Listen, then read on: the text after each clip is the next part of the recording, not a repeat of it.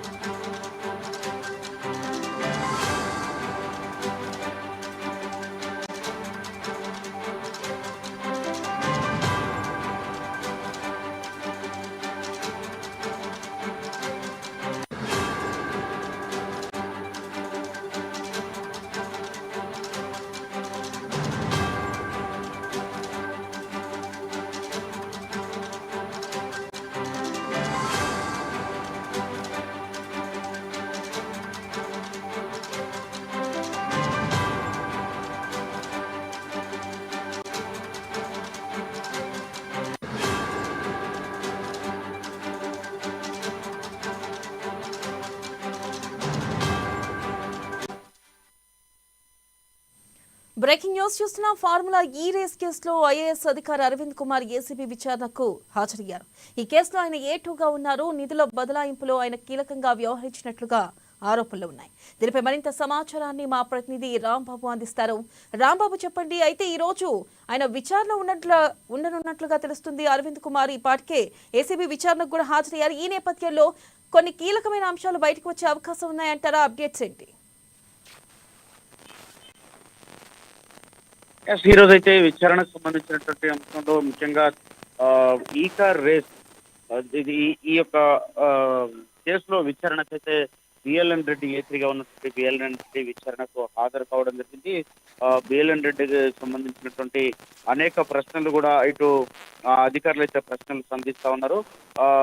మరొక వైపు ఈరోజు కేటీఆర్ కు సంబంధించి కూడా లంచ్ మోషన్ పిటిషన్ కి అయితే హైకోర్టు అనుమతించింది. ఈ ఫార్ములా ఈ కార్ రేస్ సంబంధించినటువంటి దాంట్లో విచారణలో లాయర్ ను అనుమతించాలని కేటీఆర్ కూడా కోరడం జరిగింది. మధ్యాహ్నం 2:30కి యొక్క విచారణ అంటే దీనిపైన ఈ యొక్క లంచ్ మోషన్ పిటిషన్ పైన విచారణ ఉండగానే మరొక వైపు ఇటు ఈడీ కార్యాలయానికి అయితే ఇటు బిఎల్ఎన్ రెడ్డి హాజరు కావడం జరిగింది. బిఎల్ఎన్ రెడ్డి విచారణకు సంబంధించినటువంటి ఇటు ఈడీ అధికారులు అయితే అనేక ప్రశ్నలు కూడా సంధిస్తున్నటువంటి పరిస్థితి. ఫార్ములా ఈ కార్ రేసు సంబంధించినటువంటి ఇటు ఏసీబీ అధికారులు అయితే ఈ విచారణకు సంబంధించినటువంటి అంశంలో ఇటు అరవింద్ కుమార్ ను కూడా విచారణ చేయాలని చెప్పి, అదేవిధంగా కేటీఆర్ ను కూడా విచారించాలని చెప్పేసి భావిస్తున్న నేపథ్యంలోనే ఈ రోజు విచారణకైతే ఈ యొక్క బిఎల్ఎన్ రెడ్డి హాజరు కావడం జరిగింది. సుమారుగా 46 కోట్ల రూపాయలకు సంబంధించినటువంటి ఈ యొక్క ఆ, ఇండియన్ కరెన్సీని ఇటు ఆర్బీఐ అనుమతి లేకుండా అది హెచ్ఎండిఏ పాలక మండలి అనుమతి లేకుండానే, అదేవిధంగా సిఎస్ అనుమతి లేకుండా ఆ, ఈ యొక్క నిధులను మొత్తం కూడా ఇటు విదేశీ సంస్థలకు మళ్లించినటువంటి దానిపైన ఇప్పటికే ప్రభుత్వానికి 8.5 కోట్ల రూపాయలు కూడా ఇటు ఫైన్ వేసినటువంటి పరిస్థితి ఇది మనకు తెలిసిందే. ఈ నేపథ్యంలో ఈ యొక్క పిటిషన్ ఏదైతే ఏసీబీ విచారణ తోటి, అంటే గవర్నర్ అనుమతి తోటి ఏసీబీ విచారణ చేయడానికి ముందుకొచ్చిందో, ఏసీబీ విచారణకు సంబంధించినటువంటి అంశంలో సహకరించకపోక కేటీఆర్ అదేవిధంగా ఇటు హైకోర్టుకు వెళ్ళినటువంటి పరిస్థితి, హైకోర్టు నుండి ఇటు సుప్రీంకోర్టు కూడా వెళ్తున్నటువంటి పరిస్థితి. కానీ దీనికి సంబంధించినటువంటి మొత్తం A1, A2, A3లకు సంబంధించినటువంటి ఈ వ్యవహారంలో ఇటు ఈడీ అధికారులు ఒకవైపు ఏసీబీ అధికారులు విచారణ సంబంధించి ఇప్పటికే సోదాలు చేస్తున్నటువంటి పరిస్థితి, మరొక వైపు ఈడీ కూడా రంగంలోకి దిగడంతో ఇటు ఈడీ ఒకవైపు అదేవిధంగా ఏసీబీ ఇద్దరు కూడా ఈ విచారణ చేస్తున్నటువంటి ఇటు హెచ్ఎండిఏ పాలక మండలికి సంబంధించినటువంటి ఎవరి అనుమతి అంటే సూచన మేరకు ఈ యొక్క నిధులను విడుదల చేశారనే దానిపైన ప్రధానంగా ప్రశ్నిస్తా ఉన్నారు.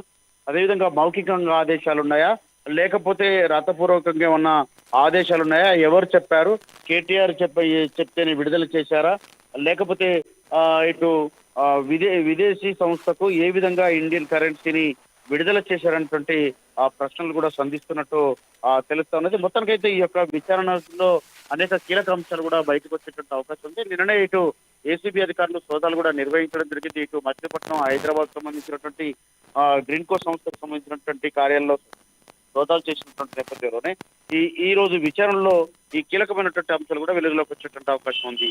వెన్నెల. బాబు, థ్యాంక్ యూ.